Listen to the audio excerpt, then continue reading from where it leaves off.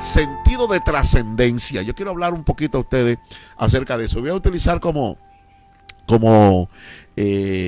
punto de lanza un texto bíblico que se encuentra, el texto bíblico se encuentra en Eclesiastés capítulo 11, versículo 1 y 5 y 6. Dice el versículo 1: echa tu pan sobre las aguas, porque después de muchos días lo hallarás, dice el texto. El verso 5 dice: como tú no sabes cuál es el camino del viento, o cómo crecen los huesos en el vientre de la mujer encinta, así ignoras la obra de Dios, el cual hace todas las cosas. Por la mañana, dice el sabio, siembra tu semilla, y por la tarde y a la tarde no dejes reposar tu mano, porque no sabes cuál es lo mejor, si esto o aquello, o si lo uno y lo otro es igualmente bueno. Aleluya. Vamos a hablar un poquito acerca de ese tema, sentido de trascendencia. Muchos de nosotros vivimos casi siempre por una premisa pesimista. Y digo yo una premisa pesimista porque eso de que hay que vivir el día de hoy sin pensar en el día de mañana es una premisa pesimista. Y muchas veces no pensamos ni nos preocupamos por el mañana. En realidad, lo que el Señor nos enseña en su palabra es a no vivir en ansiosa inquietud acerca del mañana. Pero debemos hacer nuestro trabajo como si de ello dependiera el bienestar de la humanidad entera. El bienestar de toda la humanidad y el bienestar futuro de nuestra humanidad. No vivamos como si solo se estuviera limitado a lo temporal de esta tierra, a lo momentáneo, como si estuviéramos limitados a lo natural. Dios está buscando personas que tengan sentido de trascendencia en todo. Gente que tenga sentido de trascendencia. Sabiendo lo que estamos sembrando ahora, posiblemente será cosechado por nuestras futuras generaciones. Muchas veces nosotros vamos a ser como muchos de los héroes de la fe, que no vieron las promesas que se le dieron, pero las saludaron. Las saludaron. Y Dios le cumple las promesas a cada uno, porque muchas veces Dios nos da una palabra y no se cumple en mí, pero se cumple en el que está en mis lomos. Se cumple en mi descendencia. Y va a ocurrir, Abraham no vio todo lo que Dios le prometió, pero él vivía como que tú sabes que dice la Biblia, hablando de Jesús, qué lindo, es que me encanta eso. Abraham vio mi día y se gozó. Tú sabes, por eso fue que Abraham se llama el padre de la fe, porque él vio lo que de antemano, lo que Dios le había prometido a él, a Abraham, en tu simiente. Hablando de uno, tu simiente. Y esa simiente es Jesús. Por eso Jesús le dijo a los judíos que le estaban escuchando: Abraham vio. ¿Cómo que tú estás hablando de que Abraham vio tu día si tú no tienes 50 años? ¿Qué sé cuánto? Antes de que Abraham fuese, yo soy. Esa es la palabra de Dios que nosotros debemos tener y que debemos aprender. No importa cómo está tu situación económica, no importa cómo está tu situación emocional, tu situación sentimental, tu relacional, cómo está tu situación económica. No importa cómo estés. Tú tienes que pensar en el mañana y que tú no viniste a esta tierra por casualidad, ni que tú eres producto de la casualidad o de la voluntad de un hombre. Porque la Biblia nos habla a nosotros y nos dice que nosotros no somos nacidos por voluntad de hombre. No nacimos por voluntad de hombre. Los cristianos nacieron por la voluntad de Dios. Somos nacidos y renacidos por la palabra de Dios, por la simiente divina que es la palabra de Dios. Nuestro Dios es un Dios trascendente. Y todo lo que Él ha engendrado, todo lo que ha sido engendrado por Él, comparte sus genes. Si yo tengo los genes de mi padre, yo me voy a parecer a él y yo voy a tener las mismas características de él. Los héroes de la fe tuvieron ese sentido de trascendencia de que estamos hablando. Ellos no buscaron gloria humana, pero vivieron como que ya estaban en el cielo. Sembraron como que habría más de una cosecha. No solamente la cosecha momentánea y temporal que están viendo nuestros ojos en el día de hoy. Todo lo que hagamos, todo lo que sembremos, sea para cosechar en este tiempo, pero también sea para cosechar en el futuro. En el futuro se va a hablar Yo profetizo que en el futuro se va a hablar de ti. Que donde quiera que tú vayas se va a hablar de ti. Alguien va a estar mencionando tu nombre. Lamentablemente nosotros no entendemos eso de la trascendencia. Ahora, ¿qué es trascender? Para mucha gente estará preguntando, ¿qué es eso de trascendencia? Trascender es empezar a ser conocido o sabido algo que estaba oculto. Trascender es ser conocido o sabido algo que estaba oculto. Por mucho tiempo nuestros valores estuvieron ocultos porque los practicábamos en secreto. Pero es tiempo de que las gentes sean confrontadas con ellos y tomen una decisión. Para ello debemos trascender las cuatro paredes de la iglesia. No podemos estar limitados a cuatro paredes de la iglesia. Las cuatro paredes de la iglesia son buenas para nosotros reunirnos a adorar. Lo bueno de la iglesia es que nosotros nos reunimos a adorar, pero nosotros no somos iglesia dentro de las cuatro paredes. Nosotros somos iglesia fuera de las cuatro paredes. De hecho, el término iglesia viene de dos términos en griego. Uno de ellos es ek. Ek significa fuera, significa estar fuera, y entonces el otro, que eclesia, viene de caleo, que es llamar. ¿Qué es la iglesia? La iglesia es lo que son llamados fuera. Lo que son llamados fuera. Por eso, en el día de hoy, tú debes entender que el ser iglesia es lo que salen fuera. Lo que salimos fuera. Lo que salimos afuera para ser trascendente. Cuando tú salgas hoy de tu casa, cuando vayas en tu carro, tú tienes que preguntarte a ti mismo, ¿en quién voy a trascender? ¿Qué va a suceder con mi vida? ¿A quién voy a influenciar? ¿A quién voy a inspirar? ¿Quién me va a seguir? Por eso yo creo que las iglesias deben tener un letrerito todas afuera, en la parte de atrás, una calcomanía que diga, sígueme, sígueme, sígueme, y le pone el nombre de la iglesia donde se llame, sígueme. ¿Sabes por qué? Porque alguien te va a ver y va a querer asistir donde tú estás, donde tú vas. Alguien quiere saber. Me sucede muchas veces esas cosas, que la gente dice, ¿dónde usted se congrega? ¿Qué te hace? Y yo los invito para que vengan a la iglesia. ¿Sabe por qué? Porque la gente quiere ser como tú eres cuando tú trasciendes. Si tú no trasciendes, no quieres ser como tú. Porque tú estás viviendo limitadamente. Cuando vives limitadamente, vives pesimistamente. Cuando tú estás viviendo en lo temporal, cuando tú estás viviendo en lo local, vives pesimistamente. Solamente estás viendo lo malo. Pero cuando tú vives en trascendencia, cuando tú trasciendes tu generación, cuando tú trasciendes tus limitaciones, ¿tú sabes lo que sucede? Que tú estás viviendo como si estuvieras viviendo en el cielo ya. ¡Aleluya! ¡Santo! Eso es así. ¿Qué es trascender? Trascender es extender o comunicarse los efectos de una cosa a otra, produciendo consecuencias. Vuelvo y repito, es extender o comunicar los efectos de una cosa a otras, produciendo consecuencias. Es lo que estamos diciendo. Cuando tú sales, tú afectas a alguien y producen consecuencias. ¿Cómo tú afectas a alguien? Para bien, para que cambie. Aleluya. Amén, amén, amén, amén. ¿Qué es trascender? Es ir más allá. Es sobrepasar cierto límite. En este sentido, pensemos en tiempo y espacio. Trascender es dejar huellas. Dejar huellas. Dejar huellas. Dejar huellas que puedan ser seguidas, donde alguien pueda seguir caminando. Recuerden eso, dejar huellas. Es inspirar a otros. Es inspirar a otros a hacer mejor y con mayor facilidad su trabajo. ¿Qué es trascender? Es ir más allá, sobrepasar cierto límite. En este sentido, pensemos en tiempo y espacio. Si queremos ser una iglesia trascendente, no se debe pensar solo en nuestra época y en nuestro local físico.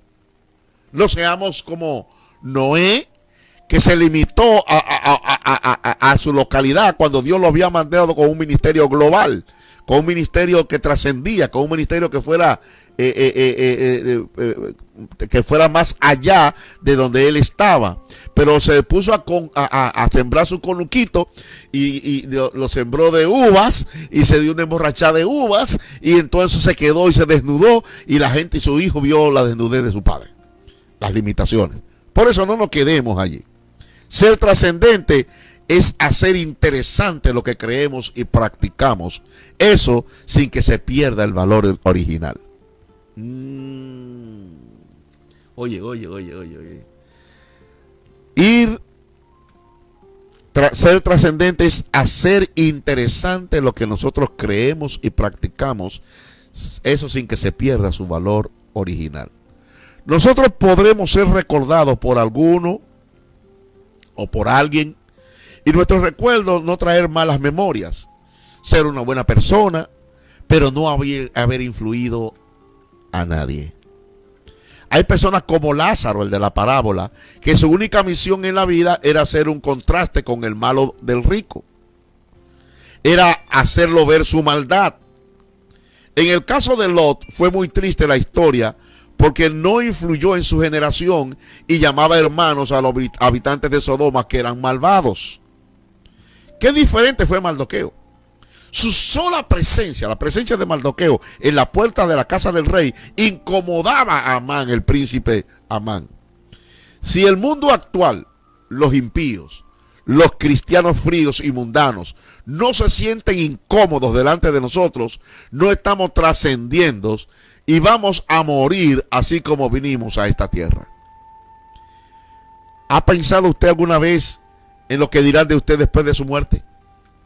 ¿Ha pensado usted en eso? Vaya pregunta, dirán ustedes, ¿qué está haciendo el pastor? La mayoría de nosotros huye del tema como los niños le escapan a la sopa. Como los niños le escapan a las inyecciones. Como los niños escapan al querer ir a la escuela o a la medicina. Sin embargo, la triste verdad es que nuestra vida terrenal es muy limitada. Por eso, reformulo la pregunta de la siguiente manera.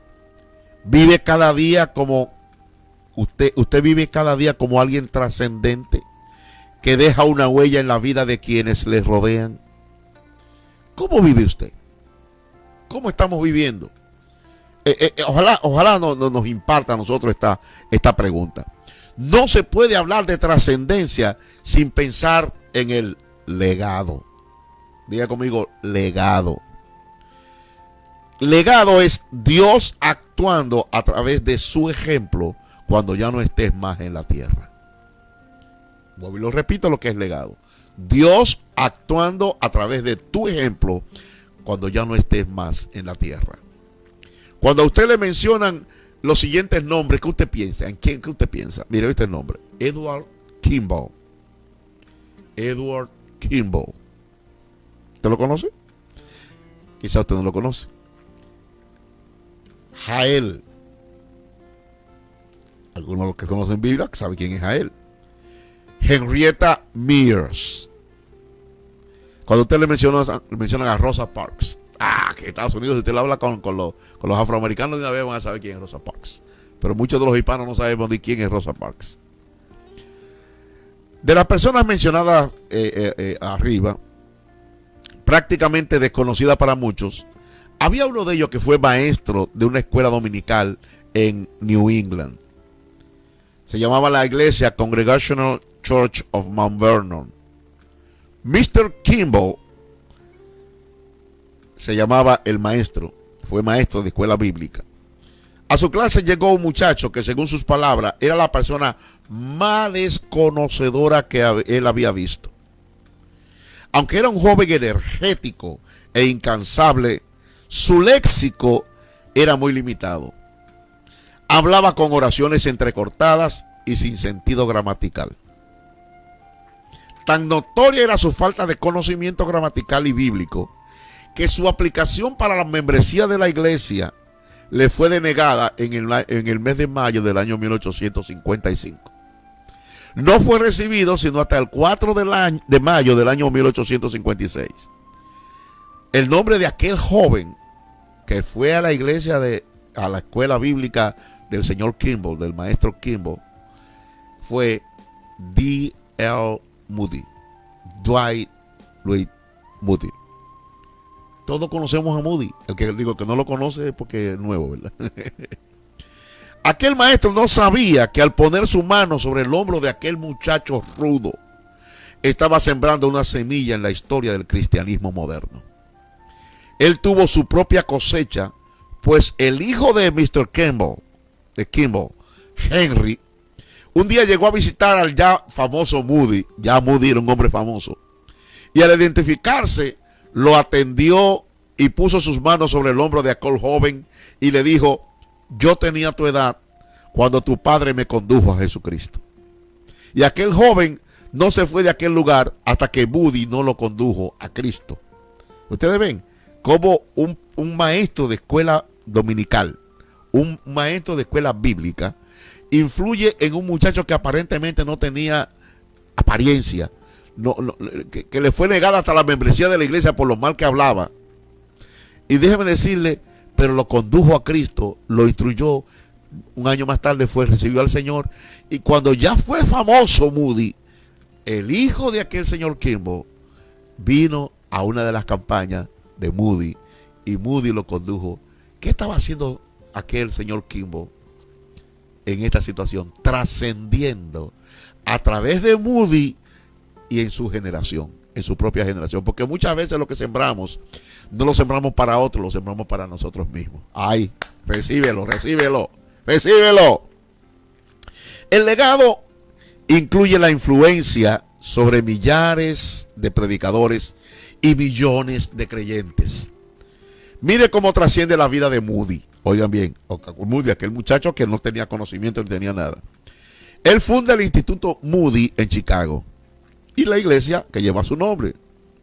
Un día, mientras conducía una campaña Moody en Denver en el año 1892, un joven llamado Paul Rader, hijo de un pastor metodista, llegó a la campaña y encontró que ya no había cabida para él, por lo que se fue por la parte trasera a ver si encontraba un guardia distraído y podía colarse. Un hombre bajito y robusto lo encuentra y le pregunta: ¿qué haces aquí? Vine a oír al señor Moody. Vine a oír predicar al señor Moody porque he oído que es un buen predicador y no hay espacio. Y no hay espacio. ¿Por qué quieres oírlo?, le preguntó aquel señor robusto al extraño que era Paul Rader. ¿Por qué quieres oírle?, le pregunta el hombre. Porque he oído que es el mejor predicador del mundo, le replicó el joven.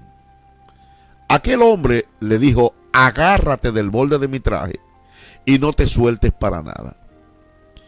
Agarrado del manto de aquel desconocido caballero, subió Paul Rader a la plataforma donde había decenas de predicadores y se sentó en la segunda fila. Cuando el moderador que estaba dirigiendo el servicio en aquel lugar llamó al predicador Moody, el que pasó fue aquel caballero que había conducido a Paul Rader hasta el altar. Desde entonces Paul fue un seguidor de Moody y hasta llegó a pastorear su iglesia en Chicago. Este llegó a ser el primer radio broadcaster predicador del evangelio. Fue el primer locutor predicador del evangelio, Rader.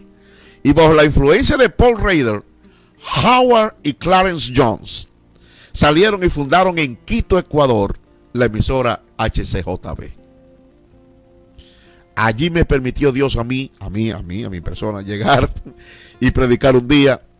¿Sabe cuántas personas han sido salvas por esa emisora de radio que se escucha en todo el continente suramericano y en muchos países? Se encuentra que no solamente Suramérica. Un día, mientras Moody conducía una campaña, un joven estudiante de Wake Forest, del colegio Wake Forest, de nombre Wilbur Chapman, fue conducido a la seguridad de salvación. Y este joven siguió los pasos de Moody, convirtiéndose en un efectivo evangelista. En el año 1886, en una de sus cruzadas, un joven pelotero de los Medias Blancas de Chicago, que tenía el día libre, oyó los himnos de un grupo congregacional que iba a la campaña y lo siguió, encontrando a Dios como su salvador personal. El mismo Billy Sunday se convirtió en un evangelista. Ese era el nombre del pelotero que se convirtió en una campaña de Wilbur Chapman. Wilbur Chapman, recuerden que fue ganado por Moody en una de sus campañas. Entonces, Billy Sunday entonces se convirtió en un evangelista, siguiendo en las generaciones los pasos de Moody. De sus reuniones en Carolina del Norte, en Charlotte específicamente, se formó un club cristiano de hombres, quien un día invitó al evangelista Mordecai Ham a predicar, y de cuya predicación se salvó un joven llamado Billy Graham. Era el único convertido de esa predicación. Billy Graham era un joven.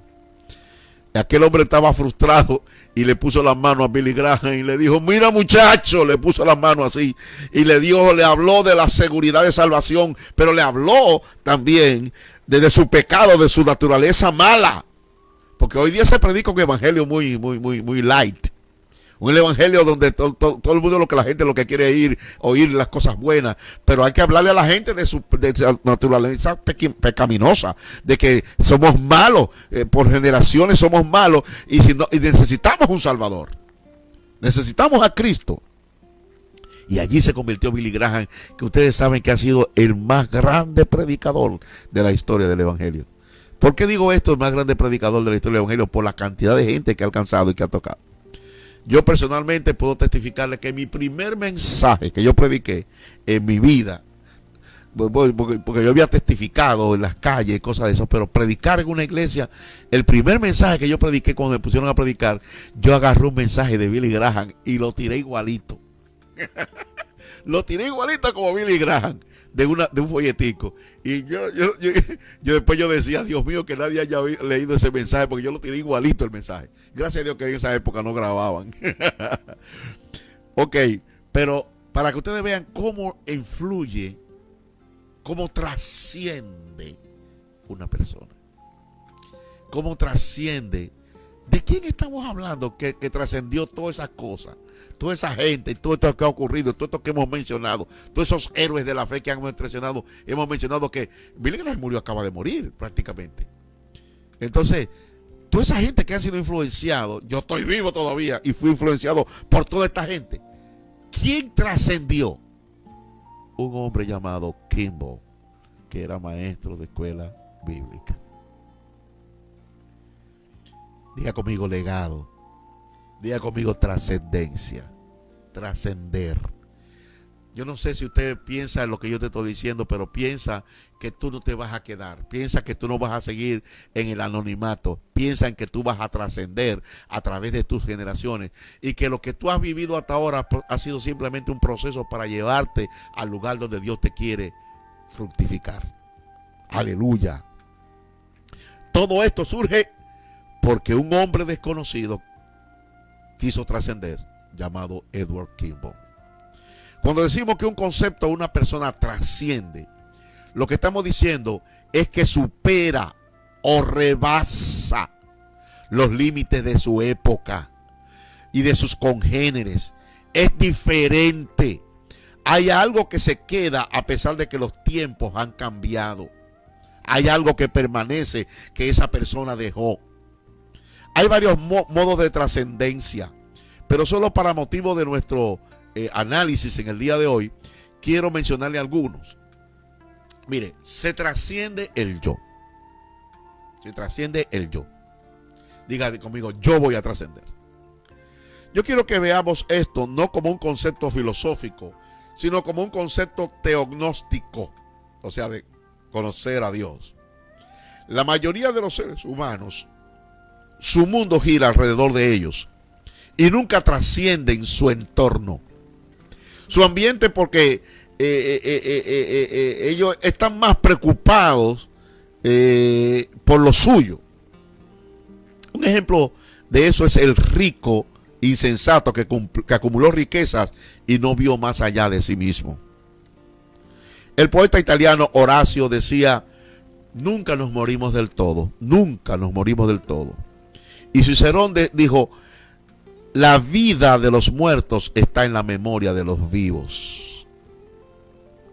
La trascendencia como principio perdurable de la existencia la encontramos también en la época o en la historia o en los escritos del poeta Borges, quien dijo: me moriré realmente cuando se muera el último que me recuerde. Señores, usted dirá: ese es un impío el que dijo eso. Bueno, sí, no puede ser. A mí no me importa que la gente sea impía o sea cristiana o sea que igual. Lo que importante es que todos nosotros, los seres humanos, tenemos una parte espiritual que viene de Dios, y a Dios vuelve porque es de Dios. Y Dios nos da a nosotros todo lo bueno que hay en el ser humano, sea cristiano, sea impío, viene del Padre de las luces, viene de Dios. Y este hombre dijo esas palabras, y es verdad: me moriré realmente cuando se muera el último que me recuerde. Benjamin Franklin dijo: para trascender más allá de la vida hay que escribir cosas dignas de ser leídas o hacer cosas dignas de ser escritas. Por eso es que la Biblia dice que Jesús, hablando el escritor del libro de los Hechos, Lucas, dice que él escribió a Teófilo diciéndole: en el primer tratado, oh excelentísimo Teófilo, te escribí acerca de las cosas que Jesús comenzó a hacer y a enseñar. O sea, Jesús primero hacía y luego enseñaba. Lo que trasciende no es lo que tú dices o lo que tú escribes solamente, es lo que tú vives. Es lo que tú vives, es como tú vives. Eso va a trascender.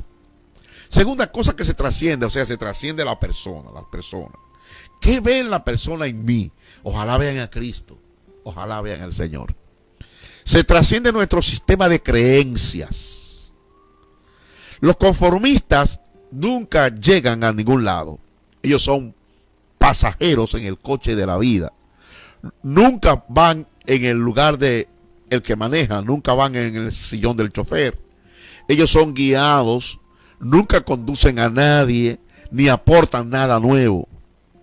Dios está buscando hombres y mujeres que trasciendan su sistema de creencias humanas y se profundicen en el pensamiento de Dios. Y Dios es insondable. Esa palabra es dominguera, pero se la digo hoy. Dios es insondable. Aleluya. ¿No ven ustedes cuando surge algo nuevo? Siempre surgen las voces de protesta, porque se mueve su plataforma tradicional y ellos no están acostumbrados a los cambios. Eso es lo que pasa con la visión. Voy a mencionar a dos creyentes al final que trascendieron, pero en un momento fueron criticados. ¿Qué otra cosa se trasciende? Se trasciende el tiempo. Ya hemos visto de cómo un hombre desconocido por la mayoría trasciende su época, la predicación de su mensaje. Lo que hacemos, no sabemos a quién está afectando. Si nosotros como discípulos o como líderes queremos hacer notoria nuestra existencia, si queremos pasar por la vida y hacer que pasamos y saber que pasamos y que no fuimos simplemente un accidente de la historia, entonces debemos trascender, y para ello debemos hacer varias cosas. Primero, evaluar. Evaluar nuestra existencia hasta el día de hoy. ¿Qué hemos logrado? Quizá usted piense que está muy joven para hacerlo o muy viejo para lograr algo. Piensa en esto. Si dividimos los grupos etarios en 4, sería como sigue. De 1 a 17 años, la niñez.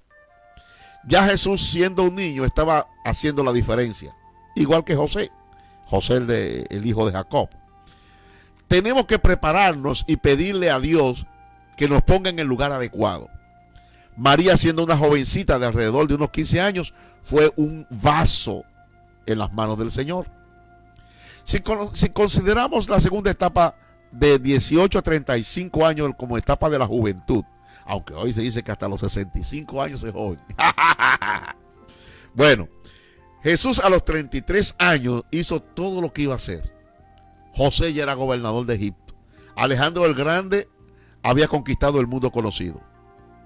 O sea, el tiempo no importa. Lo importante es que tú hagas lo que tienes que hacer.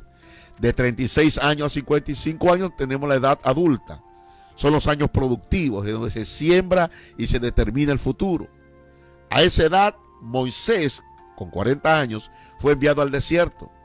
A los 48 años comienza su ministerio Smith Wigglesworth, que es uno de los héroes de la fe, que hizo tantos milagros y se considera que fue el predicador que más muertos ha levantado. De los 56 años hasta la muerte, la etapa de madurez, es la época de gobierno. Mucha gente quiere gobernar jóvenes, pero no necesariamente tiene que ser así. Pero y son accidentes, son cosas temporales, pero la etapa de gobierno es cuando ya tú estás maduro, cuando ya tú has pasado todos los procesos, cuando ya tú has aprendido, para cuando ya tú puedas analizar y razonar. A los 75 años, Dios le promete a Abraham un hijo. Se lo da a los 100 años. A los 85 años, Caleb le pide a Dios que dame ese monte. Le pide a Josué, dame ese monte. O sea, no importa el grupo en que nos encontremos, nosotros tenemos opciones. Ser uno más en la lista de lo que vamos a hacer, de lo que se consideran como víctimas, o ser un conquistador, una persona que trasciende su generación. El avivamiento es bueno, pero si vamos a ser anónimos, ¿quién nos va a seguir? Estamos solamente pensando en lo mismo de siempre. De nada nos sirve. Siempre habrá decisiones que tomar. A veces las decisiones que debemos tomar no son las más populares. Pero nuestra determinación y nuestro corazón está comprometido con un sentido de trascendencia que va más allá de nuestros sentimientos, proyectos y apetitos personales. Josué tomó una decisión. ¿Cuál fue la decisión que tomó Josué? Mi casa y yo y mi casa serviremos a Jehová. Elías tomó una decisión. Vive Jehová. Tomó una decisión. Hay decisiones que hay que tomar de servir a Dios. Y decir vive Jehová y dar el mensaje profético que Dios nos ha dado.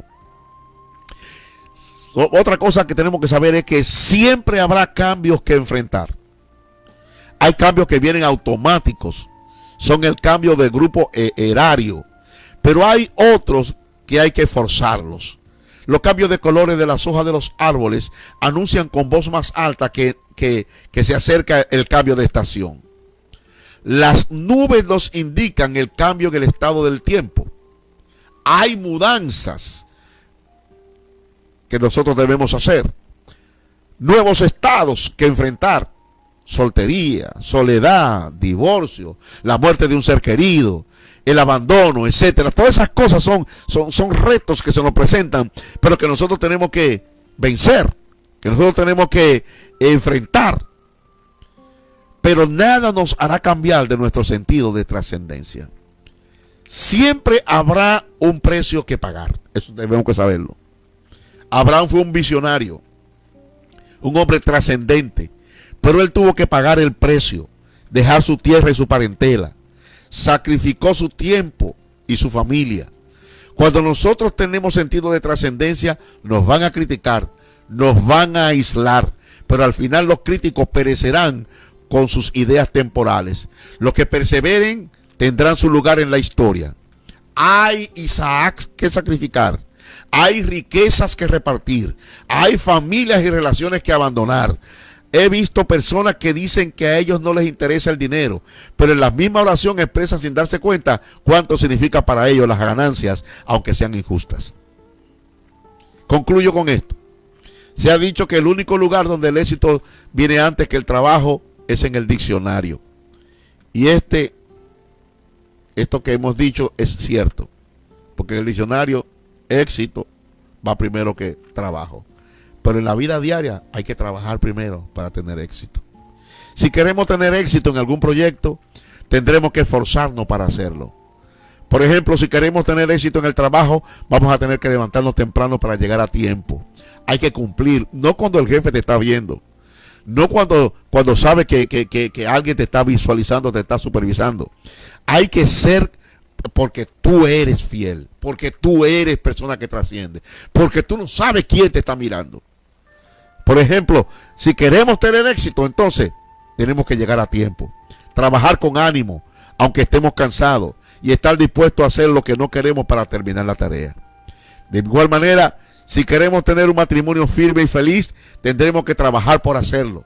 Tenemos que aprender a sacrificar para la felicidad de nuestra pareja. Y todo este trabajo significa sacrificio. Significa que no podremos hacer siempre lo que nos plazca, que tendremos que sufrir. Pero sufrimos porque sabemos que el resultado es deseable. Nos esforzamos en el trabajo porque sabemos que si así no lo hacemos, no lo vamos a perder. Y quizás no recibiremos el aumento que estamos esperando. Nos esforzamos con nuestra pareja porque sabemos que entonces podremos recibir el apoyo que deseamos. Podríamos seguir hablando de Henrietta Myers, de toda esa gente que hemos mencionado anteriormente, pero que no nos da el tiempo porque se nos acabó el tiempo en el día de hoy. Pero lo que yo quiero decirte a ti que me estás escuchando en el día de hoy, a ti que me estás viendo, oiga bien, Dios te llamó para trascender, para trascender. Y no importa que como José estés en la cárcel o que estés como sirviente en la casa de Potifar, cuando te vean que Dios está contigo, te van a promover. Y el don que Dios te ha dado es el que te va a promover, no son los hombres. No son los hombres. Si tú estás buscando posición, estás equivocado. Porque no es la posición la que te promueve. Porque tú puedes llegar a una posición y después tener que abandonarla por deserción. Por deserción. La abandona porque se te va la gente. Hay gente que quieren tener una iglesia grande y le entregan una iglesia grande y la desbaratan porque no están preparados para gobernar a multitudes. Hay que tener un corazón de conquistador. Hay que ser una persona con sentido de trascendencia para que toda esa generación y toda esta gente que Dios nos ha dado a nosotros la llevemos a una transición. La llevemos, ¿tú sabías dónde? A una nueva dimensión. La llevemos a una nueva tierra, a la tierra prometida, a donde Dios nos ha dicho que nos va a llevar. Hay gente que te está mirando, hay gente que está siguiendo tus huellas. Hay gente que te están viendo y hay gente que te están imitando. No provoques el cambio tú. No provoques el cambio tú a tu manera con cosas humanas. Permite que sea Dios el que te lleve porque ya estás maduro para la gloria y honra de su nombre. Yo quiero orar contigo y nos despedimos. Padre, en el nombre de Jesús, te bendigo en esta hora por cada uno de mis hermanos que han estado escuchando. Yo los bendigo de una manera especial. Gracias, Señor, por cada uno de los hermanos. Permite que todo lo que tú nos has dado, la gracia que tú nos has puesto en nosotros, los dones del Espíritu que tú nos das, Señor, los podamos usar. Porque tú no nos das dones, Señor, para que nosotros lo estemos guardando, sino para que nosotros los usemos, para que nosotros vayamos, Señor, para que nosotros trascendamos. Cualquier cosa que tú nos has puesto en la mano, nosotros lo utilicemos para la gloria y honra de tu nombre. Yo bendigo a todos los que nos han estado escuchando y que han estado recibiendo esta palabra. En el nombre de Jesús, a todos aquellos también que van a compartir este mensaje, que se lo van a enviar a otros para que los escuchen, para que también tengan sentido de trascendencia. En el nombre de Jesús. Amén y amén.